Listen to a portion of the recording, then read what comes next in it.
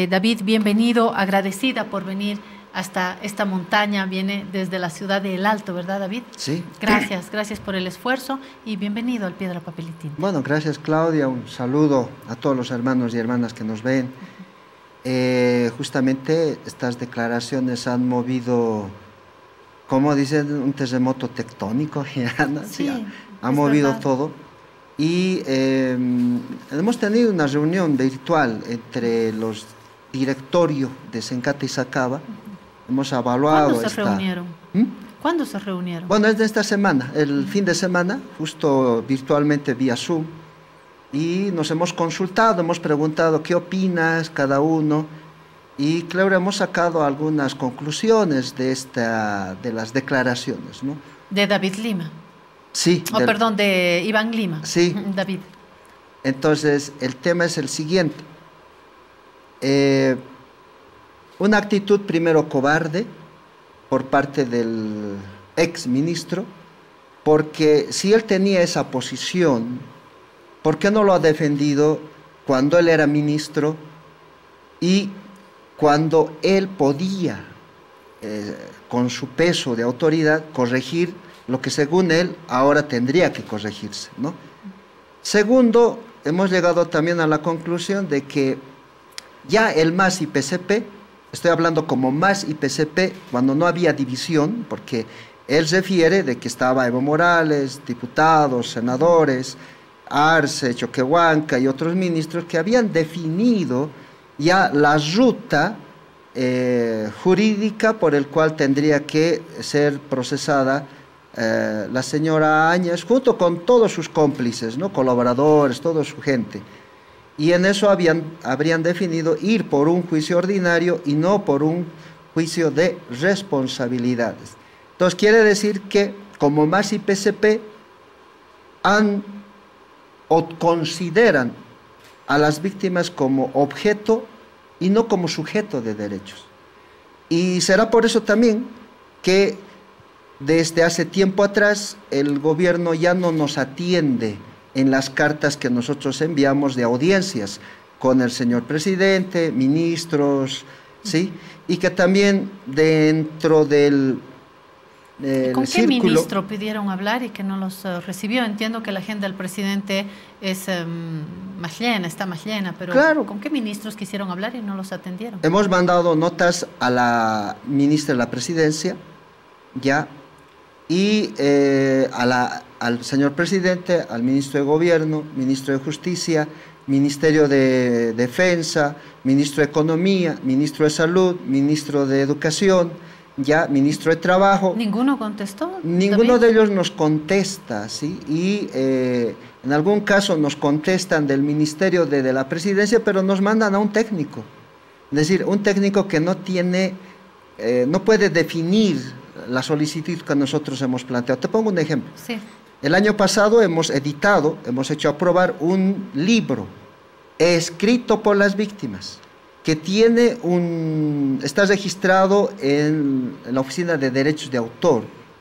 Y queríamos que el señor presidente comente este libro junto con otros ministros. Hasta ahorita estamos esperando la respuesta, desde un año atrás. Entonces eso nos da a entender de que con las declaraciones del señor Lima han tomado una decisión política como MAS y PCP, en donde las víctimas simplemente somos objeto y no sujeto de derechos. David, ¿qué otro pedido, qué otra necesidad han tenido en este último tiempo? Por lo que me dicen, han enviado cartas a distintos ministerios. ¿Qué urgencias tienen?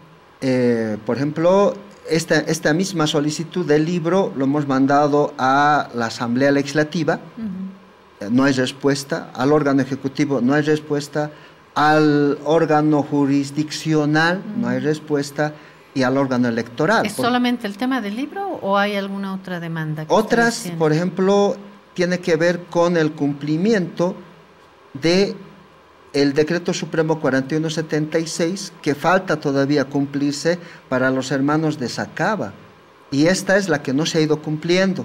Para los hermanos de Sencata podríamos decir que en un 95% se ha cumplido el Decreto Supremo 4176, pero para los hermanos de Sacaba no llega ni al 50%. ¿Cuál es el espíritu de este decreto? ¿Lo recordamos? Es de ayuda humanitaria, ya en el tema de atención médica, becas, trabajo, y lo único que se ha cumplido sería la ayuda humanitaria de 100.000 bolivianos por fallecido que han recibido a los hermanos de Sacaba, pero no ha sido de inmediato cumplimiento, ¿no? Entonces, y este dinerito estaba enfocado directamente a los huérfanos y a las huérfanas, ¿no?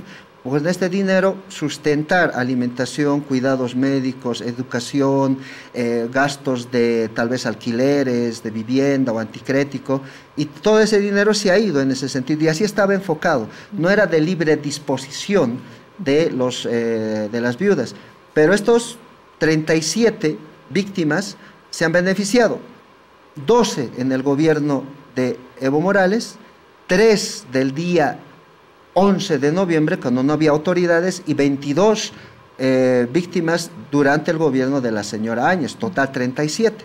Entonces, ha sido un decreto de amplio debate y de atender a todas las víctimas, independientemente de la posición ideológica o política que se lo quería poner. Posteriormente hemos presentado notas para iniciar juicio de responsabilidades contra el señor Lanchipa, porque el señor Lanchipa no ha cumplido la recomendación quinta del informe de la CIDH-GIEI, que dice que de oficio tienen que iniciar procesos de investigación para identificar a autores de violaciones a derechos humanos. Me refiero a lo ocurrido del día 11 de noviembre. Entonces, el día 11 de noviembre tenemos 17 a 18 hermanos heridos a bala, entre menores de edad, ¿sí? Y personas mayores y hasta adultos mayores. Entonces, no ha hecho ningún tipo de investigación el señor Lanchipa. ¿Intentaron comunicarse con él? Hemos mandado notas formales, tenemos las notas desde el año 2020, 21, 22, 23, y la última hemos presentado en agosto de este año, y no hay respuesta, ¿no? Entonces eso nos ha llevado... ¿No hay respuesta de ningún tipo, David? No ha habido. El señor Alave igual, lo hemos presentado en nuestras notas, y parecería que las declaraciones del señor Lima coinciden con que así es una decisión política en el cual las víctimas no van a ser escuchadas en tanto y en cuanto no haya una decisión política también. Es decir, estas declaraciones nos han abierto bien claro a esta decisión interna, y que también coincide con que el hermano Roberto Jucumari, cuando él era presidente de las víctimas de Sacaba, se quejaba porque habría sido amenazado por el señor Evo Morales para que las víctimas de Sacaba no se asocien, estarían prohibidos de asociarse como víctimas. ¿Y habría una amenaza de Evo Morales? Sí, hacia el hermano, de votarlo, expulsarlo de su colonia, ¿no? Y por lo tanto, él tuvo la idea de ser atendido bajo una marcha, y se hizo la marcha de justicia desde Caracollo, y ahí es donde se pone en evidencia que hay esta marcha por justicia. El hermano lamentablemente falleció, don Roberto falleció, y ya son un año y más de su fallecimiento, y resulta de que con estas declaraciones coincidimos de que hubo una decisión política partidaria en donde no se va a tomar en cuenta los reclamos de las víctimas, porque son considerados objetos y no como sujetos, porque el juicio de responsabilidades que nosotros también habíamos aceptado en una primera instancia era como una medida de, no una finalidad, sino como un medio para llegar a la Corte Interamericana, porque le he escuchado al señor Seoane, y que en su momento también hemos escuchado las declaraciones del señor Carlos Mesa y del señor Camacho, en donde decían que no iban a permitir ningún juicio de responsabilidades. Y para un juicio de responsabilidades pasa por la aprobación de 2/3 de la Asamblea Legislativa. Y al no haber 2/3, cualquier proceso de juicio de responsabilidades contra Áñez se anula. Y al anularse, no hay justicia para las víctimas. Entonces nosotros habíamos planteado como estrategia, apoyamos esta propuesta y sabiendo que no va a haber 2/3, nos habilita para ir ante la Corte Interamericana, y en la Corte Interamericana obviamos el trámite de investigación ante la CIDH, porque la CIDH ya ha presentado un informe final y directo va ante la Corte. Entonces, esa era nuestra propuesta, pero como víctimas, y no ha sido aceptada. Y han ido por un juicio ordinario, y en el juicio ordinario ha pesado primero la sentencia contra Áñez sobre resoluciones contrarias a la Constitución, incumplimiento de deberes, en tanto y en cuanto ella ha asumido decisiones como senadora. ¿Cuál ha sido la posición de las víctimas? Porque aquí ya estamos hablando de juicio de responsabilidades versus un juicio ordinario. El exministro Iván Lima dice que esto fue un capricho de Morales. Ustedes también tienen su propio razonamiento. ¿Qué ha pesado acá? ¿Cuál es el diagnóstico suyo, David? Yo no creo que haya sido capricho de Evo Morales per se. Ha sido una decisión del MAS IPCP, como MAS IPCP. Por eso estaban senadores, diputados, autoridades del partido. Entonces, ellos son los que han consentido. ¿Una decisión política? Claro, es una decisión político-partidaria. Entonces, echarle la culpa solamente a Evo Morales ya tiene un sesgo de venganza, podríamos decirlo así.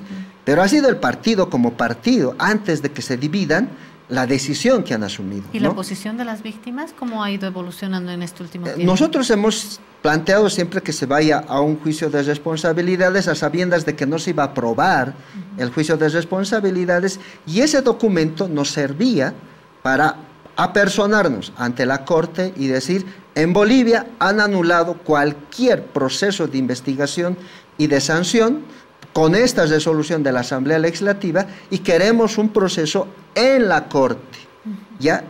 Pero estamos hablando solo de una persona, y todos los demás comandantes del Ejército y de la Policía y civiles que han apoyado en la vulneración de derechos humanos, tiene que continuar un juicio ordinario. No todos van a ir ante la Corte. Entonces lo tenemos bien claro en ese sentido. Entonces no nos podemos enfocar en una persona, sino la totalidad de las personas. Ahorita está continuando el juicio ordinario, están declarando los coroneles, los comandantes del Ejército y de la Policía. Ayer ha declarado el señor Guerra, el comandante, y él ha dicho que es inocente de todo, ¿no? Entonces todos los comandantes están diciendo eso, que nunca han ordenado matar, pero resulta que hay muertos, hay heridos productos de impactos de bala. Entonces no hay orden, no ha habido orden. Entonces en este sentido tiene que dilucidarse. Ellos sí tienen que continuar en un proceso penal ordinario, y Áñez tal vez apartarse, pero no podemos dejar de ver de que ha habido muertos, ha habido heridos, ha habido violaciones de derechos humanos, y eso está graficado en el informe de la GIEI. David, la memoria es frágil, y entiendo que ustedes como víctimas, y David que está haciendo el seguimiento de estos casos y de sus demandas ante el Estado, tienen los elementos frescos. No está todos los días en los medios, por eso hemos pedido a mi colega Daniel Gutiérrez que nos recapitule de qué estamos hablando. Creo que es interesante y útil tener esta información que comparto ahora con ustedes. El 12 de marzo de 2021, Yanine Áñez fue detenida en un operativo que estuvo dirigido por el entonces comandante de la policía boliviana, Johnny Aguilera. Las acusaciones contra la expresidenta incluyeron sedición, terrorismo y conspiración, relacionados con los hechos que ocurrieron durante su ascenso al poder tras la renuncia de Evo Morales en noviembre de 2019. Áñez fue arrestada poco después de la captura de los exministros Álvaro Coimbra y Álvaro Rodrigo Guzmán, y la justicia boliviana decidió enviarla a prisión preventiva por 4 meses.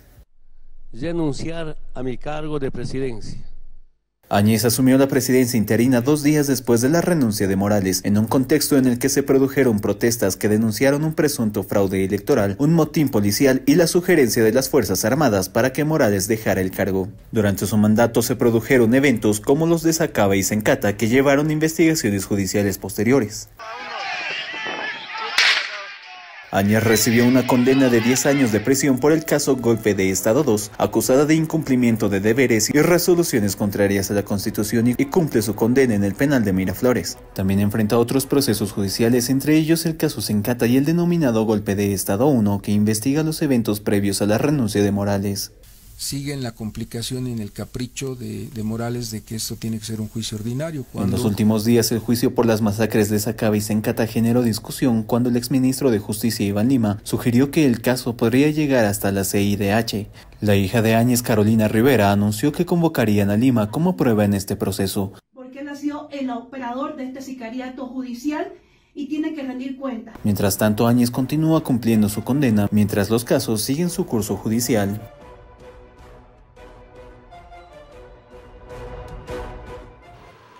Así están las cosas, David. ¿Algo que quieran añadir como agrupación de víctimas que van a hacer próximamente? ¿Se sienten de alguna manera movidos por estas olas políticas? Sí, nosotros no queríamos que se meta ninguna decisión político-partidaria en un acto de justicia, pero las declaraciones de Lima y todo lo que ha pasado nos han confirmado que sí se ha metido la decisión político-partidaria y esa es la que ahora está primando. Como víctimas poco podemos hacer ahora, el reclamar, el gritar, la única solución podría ser, pero no hay. Esperar la sentencia de este proceso, lógicamente va a haber apelación, casación, y una vez que termine este proceso en la justicia nacional, recién se va a poder ir ante la Corte Interamericana. Es decir, nosotros queríamos ir más antes a la Corte Interamericana, porque igual hubiese llegado, pero solamente en el caso Áñez, no en su totalidad. Aquí están planteando la nulidad del proceso en el cual hasta los comandantes vayan ante la Corte Interamericana. Entonces, eso está mal, eso también es una jugada política, ¿no? Aprovechándose las declaraciones del exministro y decir, anulen todo, los excomandantes aparecen como santas palomitas, y no es así. Ellos han sido parte de la estructura de cumplimiento de órdenes militares, órdenes policiales, y debido a eso hay muertos, hay heridos, hay detenidos, hay torturados. Sobre eso ellos tienen que ser juzgados en un estrado judicial ordinario. Solo el caso de Áñez puede ir al tribunal, a la Corte Interamericana, solo ella. Pero ¿por qué quieren jalar todo? Entonces, aquí también hay un interés político partidario. Y nosotros tenemos que estar bien claros en esa situación, lo tenemos bien clara la figura. Solo en el caso de Áñez puede ir al tribunal. Nosotros queríamos ir más antes a la Corte. ¿Por qué? Porque hay una decisión política de derecha que van a evitar que se habilite por 2/3 a un juicio. ¿Y eso qué quiere decir? Se anula el juicio. Y al anularse el juicio, Áñez y compañía aparecen como libres de toda culpa. Entonces, en ese sentido lo tenemos claro también y podemos contradecir la posición de Camacho o de Carlos Mesa, porque ellos han tenido una posición clara en ese sentido. No permitir ningún juicio, y la única manera es irnos a los 2/3 para un juicio de responsabilidades. Ellos votan negativo, solo en el caso de Áñez se anula cualquier proceso y de los demás tiene que continuar. Pero nosotros habíamos visto esa situación, no enfocarnos en una persona, en la totalidad de los que han participado como autores intelectuales, materiales, cómplices, encubridores, y una quinta, autoría mediata. Y esa es la que han evitado trabajar ante la Corte Interamericana. David, esta mañana en La Razón Radio hemos invitado al abogado Aldo Michel, que es impulsor del juicio contra Áñez, y ha declarado también en torno a lo dicho por el ex ministro Lima. Me gustaría que lo escuchemos en su parte sobresaliente, por favor. El ministro Iván Lima hace estas declaraciones con toda certeza, presionado por los pactos y los compromisos que tiene con los promotores y gestores del golpe de 2019. Obviamente, esta declaración tiene una condición marginal, ya no es ministro de Justicia, está fuera del escenario de procedimiento judicial, de procedimiento penal. Estas declaraciones temerarias tienen que ver además con un accionar político. El señor Lima está fagocitado ya por su inconducta, porque además desde el Ministerio de Justicia promovió la impunidad. Lo que está haciendo además el señor Lima es manejar un viejo argumento de los abogados de Yanine Áñez, de Camacho, de Carlos Mesa, que en su incapacidad absoluta de probar inocencia alguna, han recurrido a la chicana para entorpecer el desarrollo de estos procesos. ¿En qué medida contribuye o afecta esto al proceso? En ninguna forma es una contribución. Al contrario, se constituye solamente en un elemento más de obstrucción de la justicia. Bueno, ahí están parte de las declaraciones del abogado Aldo Michel, impulsor del juicio contra Yanine Áñez. ¿Qué comentario tiene, David? Bueno, la señora Áñez ha planteado justamente ese tema ante el presidente del tribunal, que está viendo el proceso ahora, y le ha dicho al lugar, ¿no? Le ha dicho, no vamos a atender su solicitud porque lo está haciendo un tercero que no está dentro del proceso, ¿no? Es decir, no está como acusador, nada, el señor Lima, o como ministro en ese momento. Entonces ha desestimado y el proceso continúa. Por un lado, el señor Michel nunca ha tenido una relación directa con las víctimas. Él en algún momento se ha declarado abogado de las víctimas y eso ha molestado a todas las víctimas. No lo conocemos, no sabemos quién es.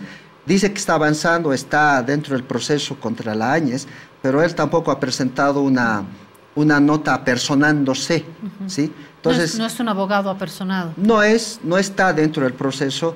Lo que sí sabemos que él es operador del ex ministro Juan Ramón de la Quintana, es decir, trabaja con él.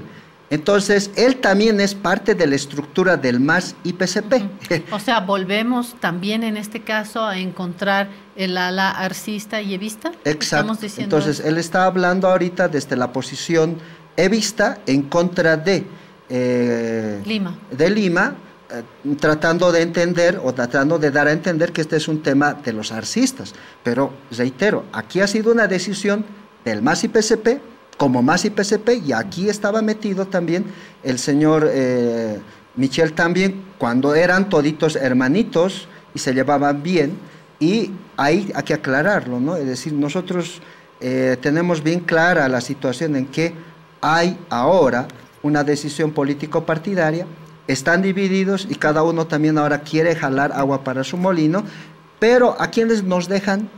¿A quiénes dejan en indefensión? A las víctimas. ¿Qué van a hacer? Para terminar, ¿qué van a hacer frente a este mapa político? Bueno, pues simplemente esperar el camino jurídico que se ha seguido, las sentencias, y para este fin de mes es posible que llegue, si no es este mes en octubre, puede ser que llegue en noviembre la Comisión Interamericana, y ahí es donde hemos presentado oportunamente ya nuestras quejas, nuestros reclamos sobre esta intromisión, y esperamos que ellos también tengan una decisión sobre nuestro reclamo y lo presenten también ante el gobierno, ¿no? Ante el gobierno y posteriormente ante el Consejo el comisionado, ante todos los comisionados y posteriormente ante la misma OEA. Hasta ahí podemos llegar, porque como víctimas no tenemos poder político para cambiar todo y tampoco tenemos el poder económico para disuadir ciertas posiciones ideológicas y políticas. Entonces, en ese sentido, simplemente estaríamos a la espera y a los únicos que nos podemos quejar justamente es ante el alto comisionado y ante la CIDH. y los medios de comunicación. Lógicamente, por lo que usted es le un agradezco, David Inca, por estar acá, por venir hasta estos estudios, y estaremos en contacto porque este es un tema que todavía va a dejar bastante tela para cortar. Gracias, David, por estar acá. Yo le agradecido. Que tengan una buena jornada.